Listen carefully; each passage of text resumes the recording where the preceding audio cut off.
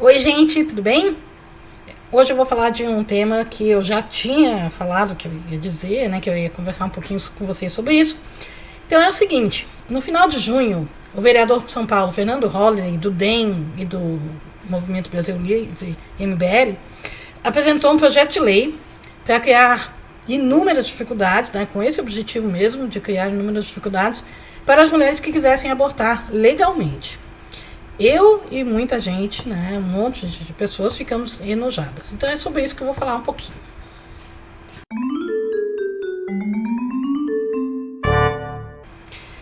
Como vocês sabem, o Brasil é um dos países mais atrasados do mundo em matéria de direitos reprodutivos, né, com leis muito restritivas. O aborto no Brasil só não dá cadeia em 3 casos. Quando a gestante corre risco de morrer se continuar com a gestação, se a gravidez decorre de um estupro e se o feto for anencéfalo. E essa conquista, né, de poder abortar um feto anencéfalo é muito recente, é de 2012, na verdade.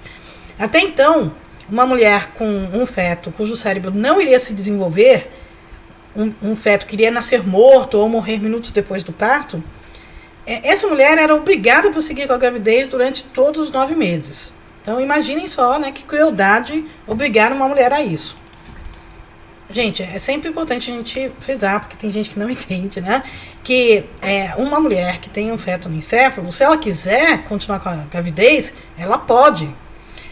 Mas é diferente uma mulher fazer essa decisão pessoalmente, né, individualmente, e você proibir todas as mulheres de abortarem um feto no encéfalo. A mesma coisa em relação ao estupro, né? Se uma mulher foi estuprada, engravidou e quiser ter o filho, ela tem todo o direito de fazer isso, né? De ter esse filho.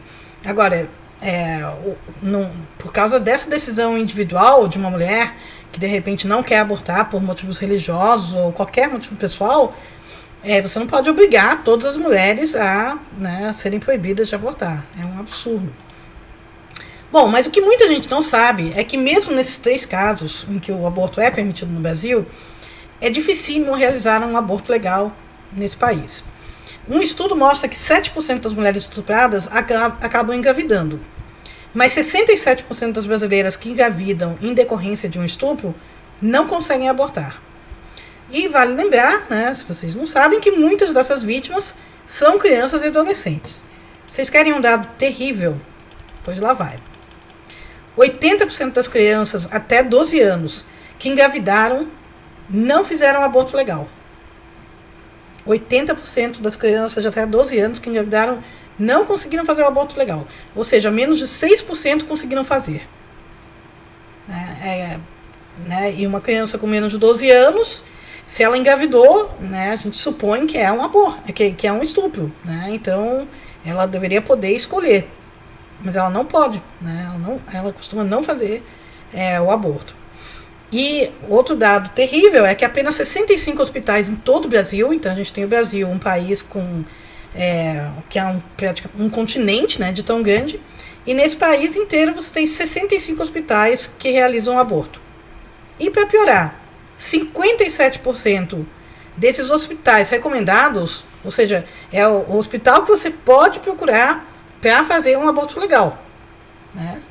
57% dos hospitais não aceitam fazer aborto. Ou seja, né, a realidade é que o aborto legal no Brasil também é proibido. Eu me lembro sempre de um caso que chocou o país, numa época em que o Brasil ainda se chocava com isso, porque, na verdade, o Brasil mudou muito. Né? Infelizmente, porque mudou para pior, nesse sentido. E isso aconteceu 10 anos atrás, numa cidadezinha em Pernambuco. Talvez vocês se lembrem desse caso também, porque foi um caso realmente terrível. Uma menina de 9 anos era estuprada desde os 6 anos pelo padrasto. Ela engravidou e teve que vencer um verdadeiro calvário para conseguir abortar. Ela tinha o direito de abortar, óbvio, né, por ter sido estuprada, mas não só por isso. Se ela continuasse com a gravidez, isso a colocaria em risco de morte, porque ela tinha o porte físico muito pequeno e ela estava grávida de gêmeos. Então o corpo dela não iria suportar uma gravidez, um parto, né? Ela poderia muito bem morrer. Enquanto ela tentava conseguir um alvará para fazer o aborto, o arcebispo de Olinda decidiu excomungar um monte de gente. a mãe da menina, que queria que a menina abortasse, as feministas que estavam ajudando legalmente, né, para que a menina conseguisse o alvará, os médicos, né, quer dizer, todo mundo. O arcebispo lá de Olinda só não excomungou o estuprador e a menina.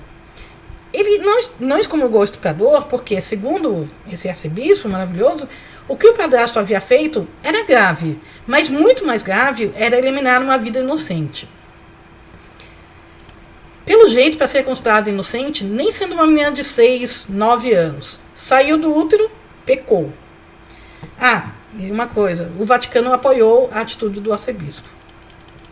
Numa entrevista recente agora, né, o vereador Holliday repetiu essa ladainha misógina, porque eu não consigo ver outra palavra para definir esse tipo de discurso. Então, essa ladainha misógina que o feto gerado por um estupro é uma vida inocente. É um jeito de dizer que a vítima do estupro é culpada, não inocente.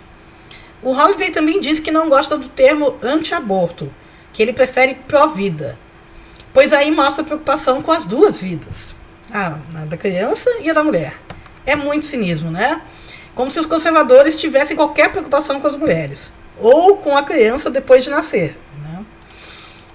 Sabem as piores leis americanas que visam restringir o direito ao aborto? Aquelas, né, que foram passadas recentemente no Alabama, na Geórgia. Né? Foi exatamente nelas que Holliday se inspirou para apresentar seu projeto de lei. Ele foi amplamente criticado por nós, né, ativistas, feministas, por especialistas em saúde pública, por psicólogas e até por gente da direita. Agora, que fique claro, conservadores querem proibir o aborto em todos os casos. O Congresso atual tem cerca de 200 representantes anti-aborto. Eles querem proibir a pílula do dia seguinte, porque, afinal, se a vida começa na concepção, 1 minuto depois do sexo, já há vida, né? Tem gente que considera anticoncepcionais abortivos, né? Recentemente a gente teve um deputado do PSL que também queria proibir anticoncepcionais. Tem gente que acha que homens que se masturbam, ou seja, praticamente todos, né, estão jogando fora as sementinhas sagradas da vida. Em outras palavras, não há limite para a estupidez dos conservadores. E a gente costuma pensar nos evangélicos, né? A gente sempre pensa nos evangélicos, mas os católicos estão nisso, né, juntos. Eles são pioneiros nessa batalha anti-aborto, né, nessa batalha de proibir e de controlar o corpo das mulheres. Então, no projeto que ele apresentou inicialmente, Holliday exigia um alvará para que uma mulher pudesse abortar nesses casos previstos por lei. Um dos problemas, óbvio, né, de pedir um alvará e tudo mais, é que a justiça, como todo mundo sabe, é muito lenta. E uma gestação não espera. Né? A barriga vai crescendo, enquanto a pobre mulher tenta convencer um juiz a permitir que ela aborte. Depois, essa pobre mulher tenta encontrar um hospital que aceite fazer o procedimento. O tempo vai passando, né? E tudo isso tem prazo. Aliás, fundamentalistas cristãos gostam da demora. Para eles, essa demora, né, se levar meses e a mulher não puder mais abortar, é ótimo para eles, porque para eles isso equivale a salvar uma criança, mesmo que a mãe morra. E, né, como praticamente todos os argumentos contra o aborto têm fundamentações religiosas, então eles creem aquele negócio. Se a mãe morreu, foi porque Deus quis assim. Holliday e muitos outros têm certeza de que a palavra da mulher não vale nada, de que a mulher mente, que todas as mulheres inventariam um estupro para poder fazer um aborto. Por isso eles querem alvará ou, no mínimo, um boletim de ocorrência.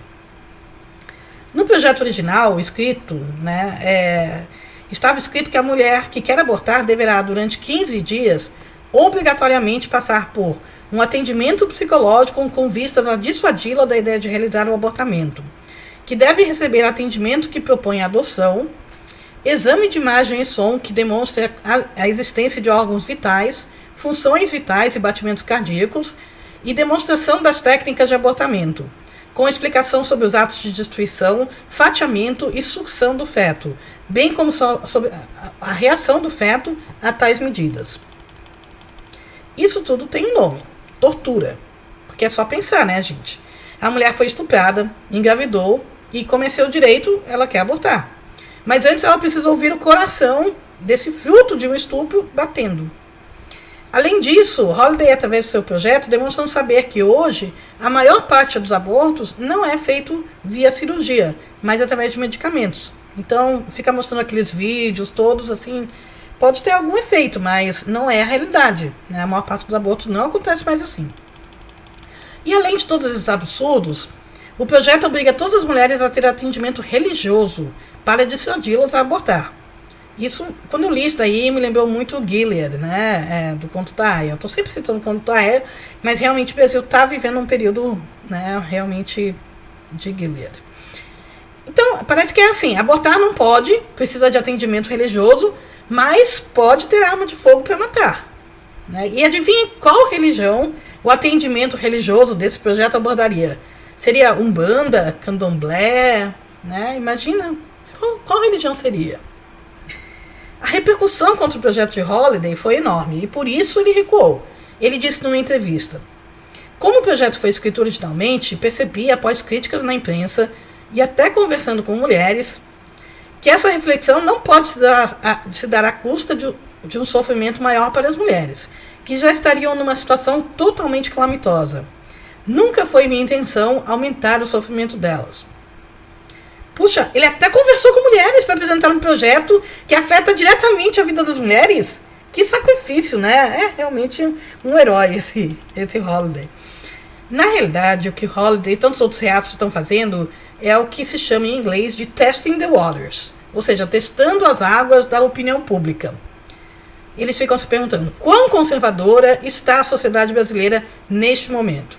E uma pesquisa recente mostrou que 41% dos brasileiros são contra o aborto em todos os casos. Então, esse número tem crescido, né, mas ainda assim a maioria ainda é a favor de que a mulher possa abortar nos casos já previstos por lei. Ir testando esses cenários foi o que eles fizeram com a Escola Sem Partido, por exemplo, né, que foi rejeitado pela população, embora a gente saiba que eles vão insistir, já vão reapresentar esse projeto no Congresso e tudo mais. Mas você se lembra do Holliday, né, no Escola Sem Partido. No começo do mandato dele como vereador, ele estava invadindo escolas, filmando professores. Ele teve que recuar nesse projeto do Escola Sem Partido depois que ele passou a ser visto como inimigo dos professores. Agora a gente precisa fazer com que ele passe a ser visto também como inimigo das mulheres, o que não é muito difícil, né? E apesar do Holliday afirmar que apresentará outro projeto, ele não vai recuar em várias coisas. Por exemplo, em vez de exigir a obrigação de um alvará provando que houve estupro, Holliday quer exigir um boletim de ocorrência. O mínimo, segundo ele, que se poderia exigir de alguém que foi violentada sexualmente. Como diz a defensora pública Paula de Souza, ela pergunta muito bem, com muita propriedade, por que precisa que a palavra da mulher seja validada por outro órgão?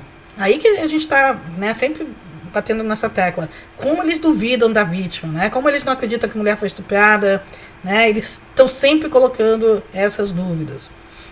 A Paula explica que muitos casos de estupro acontecem dentro de casa, por familiares. E essas meninas e mulheres podem ter alguns motivos para não querer denunciar o estuprador. Elas têm esse direito também. Né? Bom, um dos pontos mais polêmicos do projeto é o que prevê a internação psiquiátrica de uma mulher que queira fazer um aborto ilegal. Um médico deveria ouvir essa mulher grávida e, se notasse que ela estava pensando em abortar, esse médico deveria denunciá-la. Agora, o Holliday disse que se referia a mulheres dependentes químicas e moradoras de rua. Ah, bom, né? Que maravilha que explicou e vai esclarecer isso no texto, né? É condizente com a ideia de criminalizar e internar mulheres pobres e negras e de transformar médicos em dedos duros, né? O que fere o sigilo médico para pacientes. É impressionante.